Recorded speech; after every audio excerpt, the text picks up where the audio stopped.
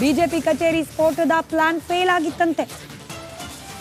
ಇದರ ಬೆನ್ನಲ್ಲೇ ಕೆಫೆ ಬ್ಲಾಸ್ಟ್ಗೆ ದುಷ್ಟರು ಸಂಚನ್ನ ರೂಪಿಸಿದ್ದಾರೆ. ಬಿಜೆಪಿ ಕಚೇರಿ ಬೆಂಗಳೂರಿನ ಮಲ್ಲೇಶ್ವರದಲ್ಲಿರ್ತಕ್ಕಂಥ ಬಿಜೆಪಿ ಪಾರ್ಟಿ ಆಫೀಸ್, ಇಲ್ಲಿ ಸ್ಫೋಟ ಮಾಡಬೇಕು ಅನ್ನೋ ಪ್ಲಾನ್ ಫೇಲ್ಯೂರ್.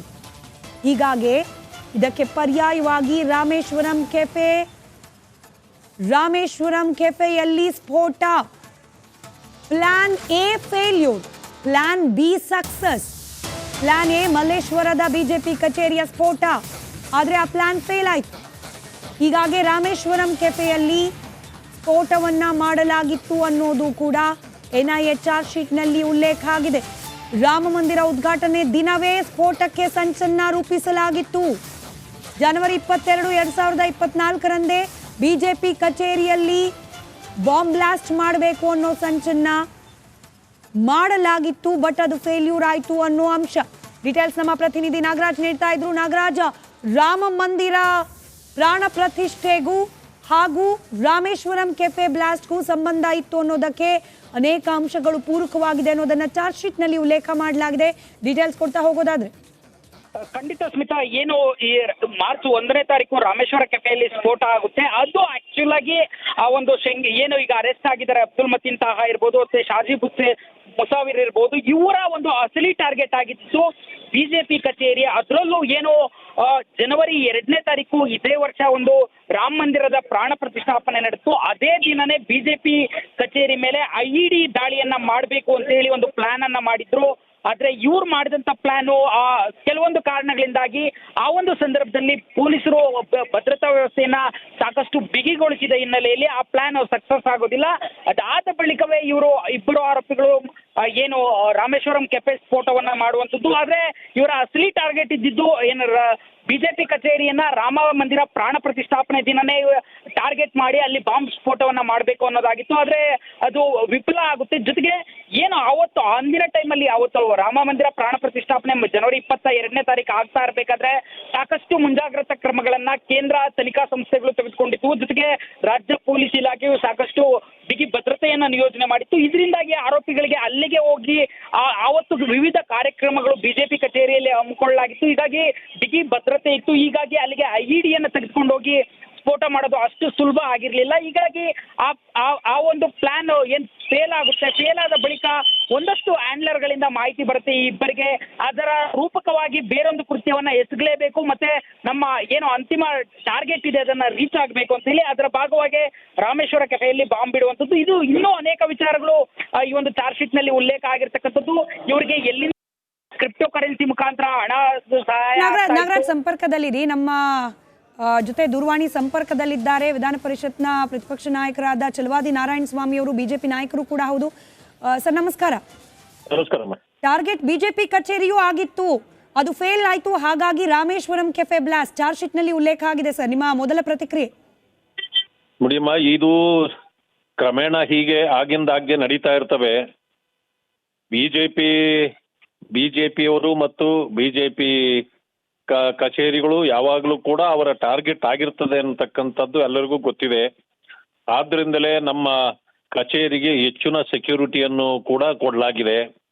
ಈಗ ಆಗಿಂದಾಗ್ಗೆ ಅರ್ಥ ಆಗ್ತಾ ಇರ್ತದೆ, ರಾಮೇಶ್ವರಂ ಕೆಫೆಗೆ ಒಂದು ಅದೇನು ಟಾರ್ಗೆಟ್ ಆಗಿರಲಿಲ್ಲ, ಅಂದ್ರೆ ಜನರನ್ನ ಭೀತಿಗೊಳಿಸ್ಬೇಕು ಅನ್ನೋ ಕಾರಣದಿಂದ ಒಂದು ಹೋಟೆಲ್ ಅನ್ನ ಟಾರ್ಗೆಟ್ ಮಾಡಿ ಆವತ್ತು ಬ್ಲಾಸ್ಟ್ ಮಾಡಿದ್ರು. ಅದೇ ಕಾರಣದಲ್ಲಿ ಇದು ನಮ್ಗೆ ಒಂದು ಅನುಮಾನ ಇತ್ತು ಈ ಕಚೇರಿಯ ವಿಚಾರದಲ್ಲೂ ಕೂಡ. ಇವತ್ತು NIAಯಿಂದ ಅದು ತನಿಖೆಯಿಂದ ಹೊರಗಡೆ ಬಂದಿದೆ. ಇದರ ಬಗ್ಗೆ ರಾಜ್ಯಾಡಳಿತ ಮತ್ತು ಕೇಂದ್ರಾಡಳಿತಗಳು ಎಚ್ಚರ ವಹಿಸಬೇಕು. ಇಂಥ ಸಂಘಟನೆಗಳನ್ನ ಬ್ಯಾನ್ ಮಾಡಬೇಕು. ಯಾರು ಇದರ ಹಿಂದೆ ಪಿತೂರಿ ಮಾಡ್ತಿದ್ದಾರೆ ಅಂತವರನ್ನ ಕಠಿಣ ಕ್ರಮಕ್ಕೆ ಒಪ್ಪಿಸಬೇಕು ಅಂತ ಹೇಳಿ ನಾನು ಆಗ್ರಹ ಪಡಿಸ್ತೇನೆ. ಅದರಲ್ಲೂ ರಾಮ ಮಂದಿರದಲ್ಲಿ ಪ್ರಾಣ ಪ್ರತಿಷ್ಠೆ ದಿನವೇ ಟಾರ್ಗೆಟ್ ಮಾಡಲಾಗಿತ್ತು ಅನ್ನೋದು ಸರ್, ಇದ್ರ ಬಗ್ಗೆ ಏನ್ ಹೇಳ್ತೀರಿ? ಅಲ್ಲ, ಇದು ಇಂಟೆಲಿಜೆನ್ಸ್ಗೆ ಸಾಮಾನ್ಯವಾಗಿ ಗೊತ್ತಿರ್ತದೆ. ಅಂತವುಗಳನ್ನ ಆಗಿಂದಾಗ್ಗೆ ಅವರು ತಡೆಯುವಂತ ಕೆಲಸವನ್ನು ಮಾಡ್ತಾರೆ. ಆದ್ರೆ ನಮ್ಮ ಇಂಟೆಲಿಜೆನ್ಸ್ಗಳೇನು ಅಷ್ಟೊಂದು ವೀಕ್ ಏನು ಆಗಿಲ್ಲ. ಆದ್ರೂ ಅವರ ಕಣ್ಣು ತಪ್ಪಿಸಿನೂ ಮಾಡ್ತಕ್ಕಂಥ ಕೆಲವು ಇಂತಹ ಚಟುವಟಿಕೆಗಳು ಆಗಿಂದಾಗ್ಗೆ ಗಮನಕ್ಕೆ ಬರ್ತವೆ. ಸಹಜವಾಗಿ ರಾಮ ಮಂದಿರ ಉದ್ಘಾಟನೆ ಸಮಯದಲ್ಲಿ ಅಲ್ಲಲ್ಲಿ ಇಂಥ ದುಷ್ಕೃತ್ಯಗಳನ್ನು ಮಾಡಬೇಕು ಅನ್ನೋದು ಅವರ ಮನಸ್ಸಿನಲ್ಲಿತ್ತು. ಆದರೂ ಕೂಡ ಆ ಸಂದರ್ಭದಲ್ಲಿ ಅಷ್ಟಾಗಿ ಮಾಡಲಿಕ್ಕೆ ಅದು ಅವಕಾಶ ಸಿಕ್ಕಿರಲಿಲ್ಲ. ಯಾಕೆಂತಂದ್ರೆ ಇಡೀ ದೇಶ ಎಚ್ಚರಿಕೆಯಿಂದ ಇತ್ತು ಆ ಘಟ್ಟದಲ್ಲಿ. ಆದ್ರಿಂದಾಗಿ ಈಗ ಆಗಿತನವನ್ನ ತೀರಿಸ್ಕೊಳ್ತಕ್ಕಂಥ ಕೆಲಸವನ್ನ ಅವ್ರಿಗೆ ಮಾಡ್ಲಿಕ್ಕೆ ಹೊರಟಿದ್ದಾರೆ. ಸರ್ಕಾರದ ಭಾಗವಾಗಿರುವ ಪಕ್ಷಗಳು ಅಲ್ಲಿನ ಪ್ರತಿನಿಧಿಗಳು ಕೊಟ್ಟ ಪ್ರತಿಕ್ರಿಯೆ ನಿಮಗೆ ನೆನಪಿರ್ಬೋದು ಸರ್. ಈ ಬ್ಲಾಸ್ಟ್ ಆದ ದಿನ ಬಿಸ್ನೆಸ್ ರೈವಲ್ರಿ ಅಂಥ ಮೇಜರ್ ಸ್ಫೋಟ ಏನಲ್ಲ, ಈ ರೀತಿಯ ಹೇಳಿಕೆಗಳು ಬಂದಿತ್ತು. ಬಟ್ ಇದು ಪ್ರಶ್ನೆ ದೇಶದ ಆಂತರಿಕ ಭದ್ರತೆಗೆ ಸವಾಲಾದಂತಹ ಘಟನೆ ಇದು ಅಂತ ಹೇಳಿ. ನೋಡಿ ಕಾಂಗ್ರೆಸ್ನವರು ಇಂಥ ವಿಚಾರಗಳನ್ನ ಅವರು ಸೀರಿಯಸ್ ಆಗಿ ತಗೊಳ್ಳೋದಿಲ್ಲ. ಅದನ್ನು ಕೂಡ ಹಾರಿಕೆಯ ಉತ್ತರಗಳನ್ನ ಕೊಟ್ಟು ಅದರ ಸಾಂದ್ರತೆಯನ್ನ ಕಡಿಮೆ ಮಾಡ್ತಕ್ಕಂಥ ಕೆಲಸವನ್ನ ಅವ್ರು ಮಾಡ್ತಾರೆ. ಯಾಕೆ ಅಂತಂದ್ರೆ ಇದರಲ್ಲಿ ಯಾವ ಸಂಘಟನೆಗಳು ಹಿಂದೆ ಇರ್ತವೆ ಅನ್ನೋದು ಅವರಿಗೆ ಗೊತ್ತಿದೆ.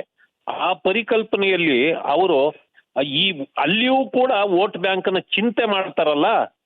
ಇಂಥ ದುರ್ದೈವ ಇದು. ಇಂತಹ ನಾಯಕರು ಮತ್ತೆ ಇಂತಹ ಪಕ್ಷಗಳಿಂದ ಈ ದೇಶಕ್ಕೆ ಭವಿಷ್ಯ ಇರೋದಿಲ್ಲ. ರೈಟ್. ಧನ್ಯವಾದ ಚಲವಾದಿ ನಾರಾಯಣ ಸ್ವಾಮಿ ಅವರೇ ರಿಪಬ್ಲಿಕ್ ಕನ್ನಡದ ಜೊತೆ ಮಾತನಾಡಿದ್ದಕ್ಕೆ.